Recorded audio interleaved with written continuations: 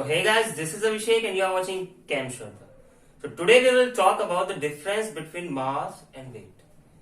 ये एक ऐसा डिफरेंस है जो काफी ज्यादा बार हमारे माइंड में क्वेश्चन पुटअप होता ही रहता है कि मास क्या होता है एग्जैक्टली और वेट क्या होता है। जनरली हम वेट तो कैलकुलेट कर लेते हैं इजीली, सब पता है वेट एग्जैक्टली होता क्या है, लेकिन मास के बारे में एग्जैक्टली डेफिनेशन हमें क्लियर नहीं हो पाती है। तो आज बात करेंगे मास की क्लियर डेफिनेशन के बारे में, उसके एक्सप्लेनेशन के बारे में, उस डेफिनेशन को एक्सप्लेन भी करूंगा मैं और वेट की डेफिनेशन को भी कैलकुलेट करूंगा, एक्सप्लेन करूंगा और इनके बीच में बेसिक डिफरेंस क्या है और क्वेश्चन कौन कौन से पुटअप होते हैं आपके माइंड में इस टॉपिक से रिलेटेड कि एग्जैक्टली डेफिनेशन के बीच में डिफरेंस क्या है, ठीक है, इनके एसआई यूनिट के बीच में डिफरेंस क्या है, क्यों एसआई यूनिट के बीच में इनमें कैसे इफेक्ट जनरेट होता है, ठीक है, हम कहां गलती करते हैं इस कॉन्सेप्ट के ऊपर और क्या क्या चीजें कांस्टेंट रहती हैं या कौन सी चीजें कांस्टेंट नहीं रहती, मास कांस्टेंट रहता है या वेट कांस्टेंट रहता है, तो इसके बारे में बात करेंगे। तो चलिए सबसे पहले कॉलम बना लेते हैं, एक चार्ट की हेल्प से समझते हैं कि difference between mass and weight. सबसे पहले बेसिक डिफरेंस क्या है इनमें, डेफिनेशन का। तो डेफिनेशन के बारे में बातचीत करते हैं पहले। अगर मैं यहां पर एक कॉलम बनाऊं, अच्छा बन गई, ये लाइन सीधी खींच देता हूं, खींच गई सीधी।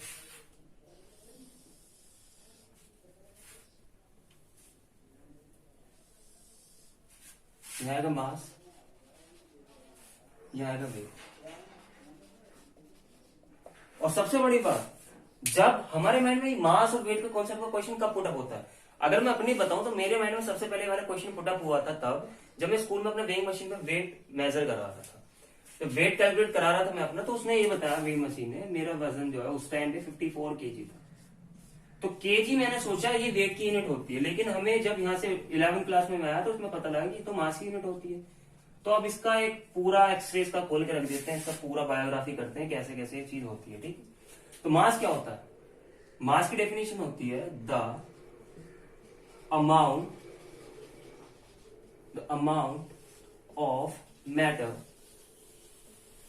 The amount of matter present, the amount of matter present in a substance, the amount of matter present in a substance, amount of matter।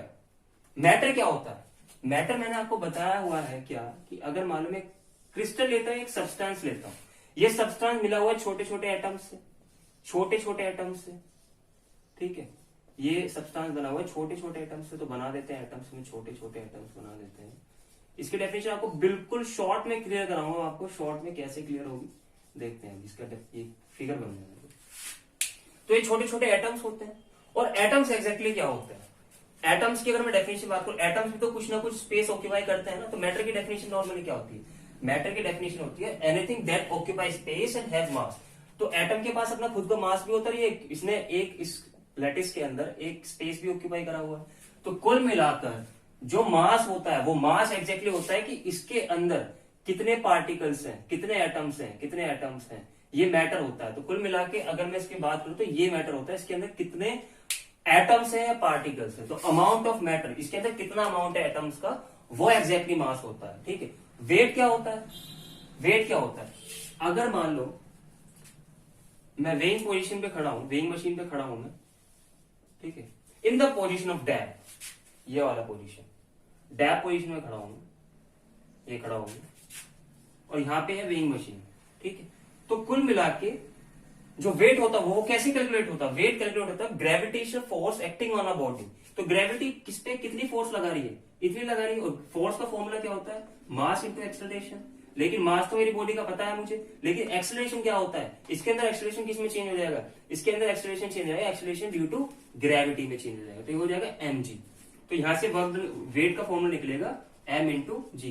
तो कितनी फोर्स लगा रहा है ये, mg लगा रहा है डाउनवर्ड डायरेक्शन में। तो वेट की यहां से डेफिनेशन निकल के आती है क्या, the gravitational force, the gravitational force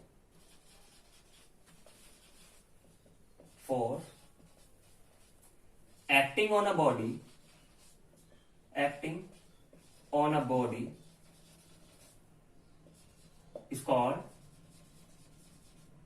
weight, is called weight। अब मास की असाइनमेंट के बारे में बात करते हैं, ये तो होगी डेफिनेशन के बारे में, इसका डिफरेंशिएशन।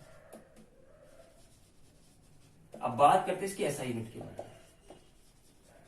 ऐसा यूनिट के बारे में। ऐसा यूनिट इसकी क्या होती है? इसकी ऐसा यूनिट होती है केजी, यानी कि किलोग्राम। इसकी ऐसा यूनिट होती है किलोग्राम, ठीक है। अब इसकी वेट की ऐसा यूनिट क्या होती है? वेट कहां से निकला है? वेट होता है exactly the gravitational force acting on a body is called weight, ठीक है। ग्रेविटेशनल फोर्स क्या वर्क कर रही है इस बॉडी के ऊपर, तो वही क्या होता है? आपका वेट होता है। और ग्रेविटेशनल फोर्स क्या है आपकी? ये फोर्स ही तो है एग्जैक्टली। और फोर्स की ऐसा यूनिट क्या होती है? न्यूटन। तो कुल मिला के वेट की ऐसा यूनिट भी क्या होती है? न्यूटन। वेट की ऐसा यूनिट क्या होती है? न्यूटन। जो कि फोर्स की होती है वही वेट की वो होती है। तो आप गलत मत कर देना। अगर आपको आपसे पूछता है बोर्ड के अंदर, एग्जामिनेशन के अंदर, किसी भी पर्टिकुलर एग्जामिनेशन के अंदर पूछता है कि मास की ऐसा यूनिट क्या होती है, आप बताओगे किलोग्राम, लेकिन वेट की अगर पूछता है तो बच्चे कंफ्यूज हो जाते हैं, वहां पे न्यूटन लिख के आना आप लोगों को, ठीक है। तो वेट की ऐसा यूनिट होती है आपकी न्यूटन। अब बात करते हैं कि ये मास हमारे प्लेनेट पे क्या ऐसा फिनोमिना होता है कि मास जो है अर्थ पे और मून पे दोनों पे सेम रहता है। अब कंपैरिजन करते हैं, अगर मैं मास को अर्थ पे कैलकुलेट करूं और ये मून पे कैलकुलेट करूं, अगर मान लो ये अर्थ है हमारी और ये हमारा मून है, तो मास जो होगा वो दोनों जगह, यहाँ पे 1 kg है तो मून पे भी मास कितना होगा? 1 kg, 1 kg होगा। लेकिन वेट क्या होगा? वेट चेंज हो जाएगा, मास तो एग्जैक्टली उतना ही होगा। क्यों? नंबर अमाउंट ऑफ मैटर तो उतना ही प्रेजेंट है ना उसके अंदर। तो किसी भी प्लेनेट के ऊपर लेके चले जाओ, इसका ग्रेविटी के ऊपर तो रोल है ही नहीं कुछ भी, ग्रेविटी के ऊपर मास का रोल तो है ही नहीं कुछ भी। तो मास हमेशा से रहेगा आपका कांस्टेंट, चाहे से आप अर्थ पे रख लो। अपनी बॉडी का अगर मास आप कैलकुलेट करोगे, जितना आपकी बॉडी का मास निकल के आएगा वो आपका अर्थ पे भी उतना रहेगा, मून पे भी उतना रहेगा, प्लूटो पे भी उतना ही रहेगा, जुपिटर पे भी उतना रहेगा, नेपच्यून पे, सैटर्न पे, इनफैक्ट सारे प्लैनेट्स के ऊपर आपका सेम रहेगा। इनफैक्ट ये प्लैनेट नहीं है, सैटेलाइट है, मुझे पता है ये सैटेलाइट है, ठीक है। प्लैनेट मैंने गलती से बोल दिया। तो ये अर्थ पे भी उतना रहेगा, मून पर भी उतना रहेगा। लेकिन वेट जो रहता है, वेट की एग्जैक्टली डेफिनेशन क्या होती है? वेट की एग्जैक्टली डेफिनेशन होती है आपकी the gravitational force acting on a body. तो ग्रेविटी आपकी अर्थ पे ज्यादा होती है और मून पे आपकी ग्रेविटी होती है कम। तो जाहिर सी बात है कि अर्थ के ऊपर वेट आपका ज्यादा होगा। अगर मान लो अर्थ के ऊपर आपका वेट है 50 kg या 50 न्यूटन, आप फोर्स लगा रहे हो नीचे, तो मून के ऊपर कितना है? मान लो 60 kg बता रहे हैं, तो आपके मून के ऊपर जो वेट हो जाएगा आपका, मून के ऊपर वेट हो जाएगा आपका 6 टाइम कम हो जाएगा। कुल मिलाकर कितना हो जाएगा? 10 kg। अब सबसे बड़ा क्वेश्चन ये कि मोटे व्यक्ति, अगर आपके जो मोटे पर्सन होते हैं वो अगर आपके मून पे चले जाते हैं तो उसका मतलब वो मोटे नहीं है। एग्जैक्टली में वो मोटे है कि मैटर तो उनके अंदर इतना ही भरा हुआ है ना पेट के अंदर, तो ठीक है, इतना ही डायमीटर घेर रहे हैं वो एक सरफेस एरिया को, इतना ही ऑक्यूपाई कर रहे हैं। लेकिन वेट एग्जैक्टली क्या होता है? वेट एग्जैक्टली होता है आपका gravitation force acting on body. तो जाहिर सी बात है, अगर आप कभी भी डायबिटिक पेशेंट हो या आप अपना वेट लूज करना चाह रहे हो तो वेट के ऊपर मत जाओ, वो तो प्लांट बदल दोगे तो चेंज हो जाएगा।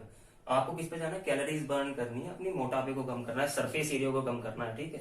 तो जो आपके मोटे पर्सन है उनके लिए भी ये अच्छा रहेगा। होप सो आपको ये डाउट, छोटा सा डाउट क्लियर हो गया होगा, ठीक है। तब तक के लिए ऐसी शॉर्ट क्लिप्स के लिए आप कमेंट बॉक्स में कमेंट करिए। अगर आपको ऐसी शॉर्ट क्लिप और चाहिए, तब तक के लिए धन्यवाद, थैंक यू वेरी मच।